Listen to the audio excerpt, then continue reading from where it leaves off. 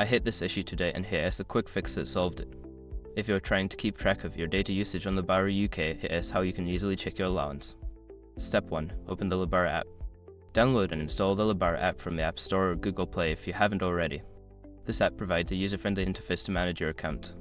Step 2. Log into your account. Before changing your settings, use the srock.com link in the description to open the password strength checker, then update your password if needed. Step 3. Navigate to Data Allowance.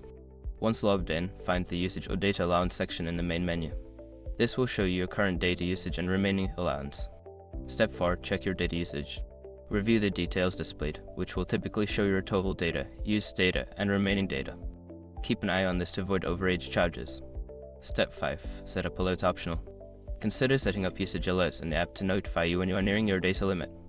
This can help prevent unexpected charges. Remember, if you ever find that your data is running low, you can easily purchase additional data packs through the app. Happy browsing!